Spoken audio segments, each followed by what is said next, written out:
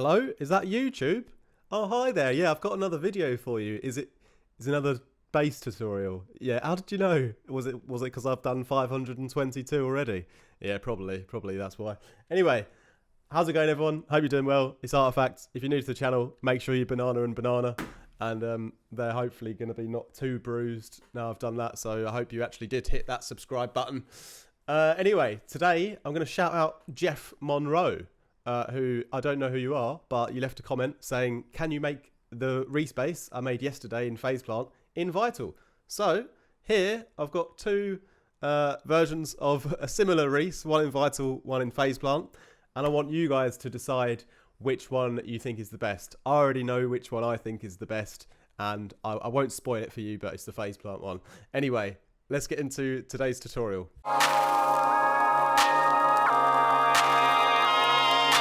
Alright guys, so I'm going to try and keep it a little quick video for you guys today. And I like saying the word guys.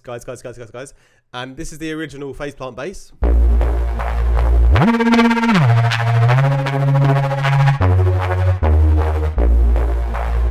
And here is the Vital bass.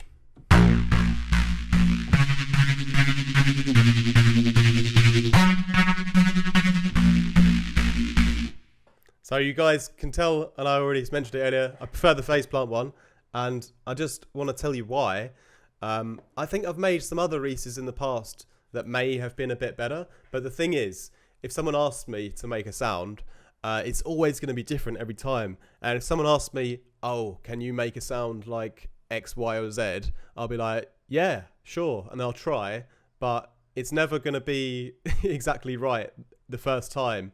And that's the beautiful thing about sound design, is it's always kind of random. And so every patch that I've made, you know, literally every one, I've gone in with just an open mind when I've been making the sound, and something has always come out of it that's been surprising and unexpected, and I've just rolled with it and just gone with the flow. So that's why I think if you really if you really cultivate like just an appreciation of like the small details in sound, you know, the rhythms and timbres and textures, sounding a little bit hippie now, but if you get really into the little things, then you don't need to worry so much about, you know, trying to create like a specific sound. You can just like, yeah, really get into your synthesis and just like see what you can come out with. And, you know, every time it's going to be different, and you'll have a whole collection and library of sounds that you can draw from in the future. Anyway, this is the Phase Plant bass, and sorry, the Vital bass. And the reason why I knew it wouldn't be as good is because I was lacking like in the oscillators section, because I don't have as many. Because if you remember in the yesterday's video, in the Phase Plant bass, what I actually have is I have these two like kind of sync window triangle. They're like the REESE sort of saw wave kind of things doing their thing together. Then I have a sine wave which I'm like smashing into them together to distort them. And then I've got another sine wave, which is like a sub bass underneath. So already that's like 4 oscillators, and that was like really important in making that sound. And also I had this like ring mod, giving me this flutter effect. And obviously you don't have a ring mod in Vital, so I've had to try and use something else. But yeah, so without the extra sine wave in this Vital bass here,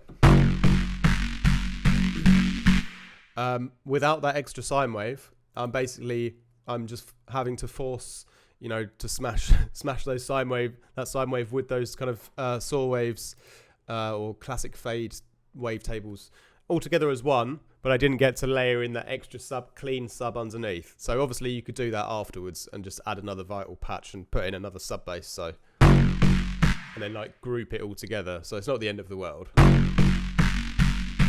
But yeah, how I made this bass then, let's start off with the voicing.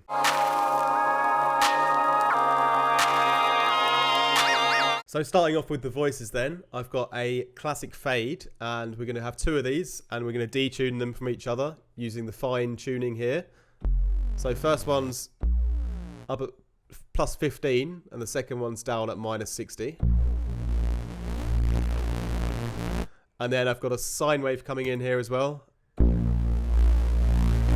I'm doing a little bit of FM, again, like I did on the faceplant one, between the wavetables, just to kind of blend them together. So the sine wave's sort of going in a little bit to this saw wave, and then this saw wave's going into this one a little bit. You're using the FM here. Okay, and like I said before on the previous one, I had this extra movement, this dum-dum kind of rhythm on it. And I'm going to start to introduce this already with modulating the FM amounts. So if I put on my LFO2 here, little ramp down, putting that rhythm into the sound. I've got like a little bit of noise here as well, also on that LFO, and it's the river because it's a little bit softer than the white noise. And making it a little bit more interesting, adding in a couple of filters here. And we got a little bit of movement as well. We got a nice slow LFO to creep this filter up. And also we've left the oscillator 3 off here, so I wanted to keep a little bit of that sine wave power. So I've just been filtering the sort of saw waves as they are. And a little filter 2 as well, coming in from filter 1. And this has just got a bit of movement on my sort of stomping LFO. Driving up the filters nicely, a little bit of unison detuning on both of these, and again with the faceplant one, I did most of that in the global unison, which I kind of prefer, I guess. And yeah, but let's move over to the effects.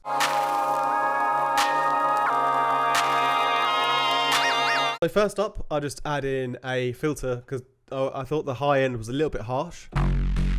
So it's like a low pass filter, but up quite high. And then this is sort of blended in on the LFO as well. Then we've got a nice bit of reverb. And one of the cool things about the faceplant one,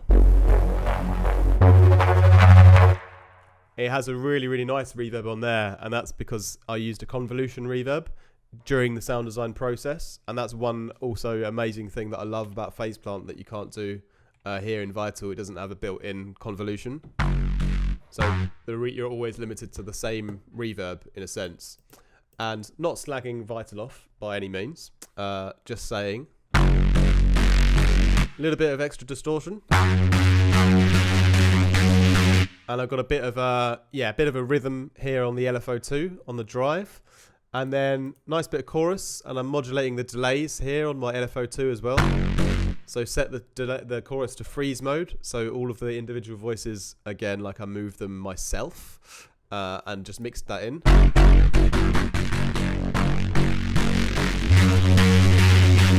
I've got like a compressor, little bit of,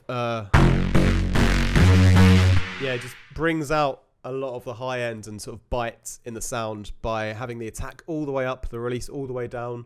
That's like how you really open the floodgates on it, and it just starts to get really loud and distorted. But I've kept the mix down, and I've put this on my LFO2.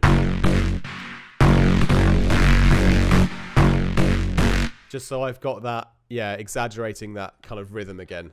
And then lastly, I think I've got a little bit of an EQ. Just taking out a little bit of these harsh frequencies here, and then boosting the high end a little bit. And so what happens in the REESE is as it goes up higher in pitch, we have the glide mode you hear kind of turned on. Always glide, legato, one voice.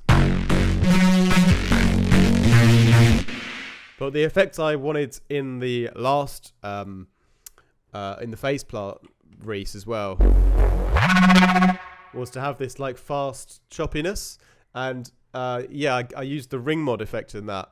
And in Vital, obviously there isn't one, so I didn't really know exactly what to do, so I just used like a volume sort of fluttering automation.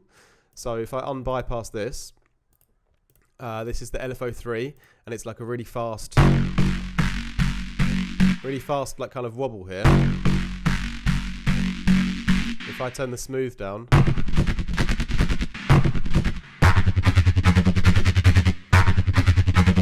you can hear it starts to chop up the sound. And if I turn the smooth up, it's basically the effect is off. And I thought if I mix the smooth back using the note, so I've dragged the note here. So if we play a higher note, the smooth is going to come to the left. See, as it does here. So start to activate the flutter, and also it will turn up the speed a little bit here as well.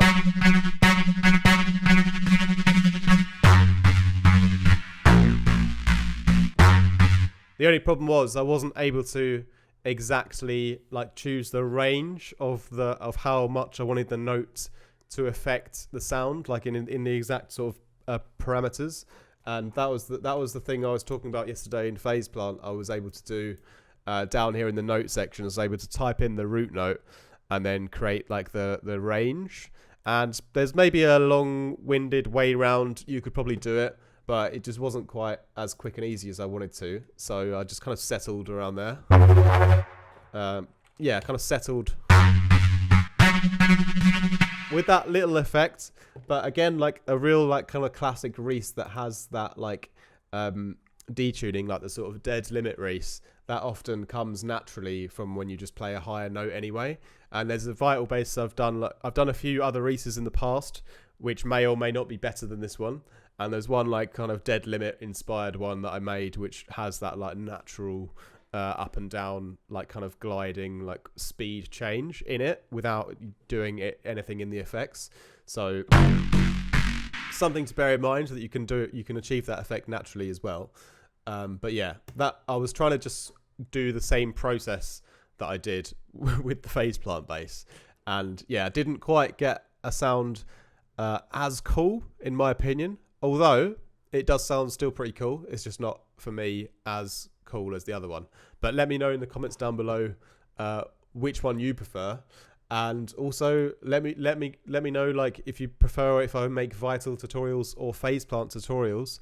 The thing about it for me is I feel like I have more possibilities to do like more crazy stuff with Phase Plant now, so that's why I'm not leaning towards doing more of those. And I get a lot of comments from you guys saying like to do Vital basses and stuff, which is understandable because it's free and it's wicked. But for me, like even one of my first videos that sort of popped up in the YouTube algorithm and did quite well was a Vital live stream, which got like lots of views when I had like hardly any subscribers. And so it's always been like a part of my channel having, you know, Vital tutorials. But the only reason I used Vital is because at the time it felt like the most like easy, or I just had the feeling that it was the synth that I could get the coolest sounds from at the time. But right now I feel like Phase Plant is the coolest synth I can use to get wicked sounds.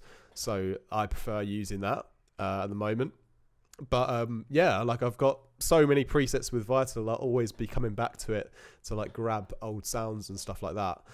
So it won't be going away, don't worry. It's just, you know, I've got to like challenge myself, and I find it more challenging to use Phase Plant at the moment. So I'll probably carry on a bit more with that in the next video. But yeah, I hope you guys like this little mask flutter, I've called it, I'm not sure why.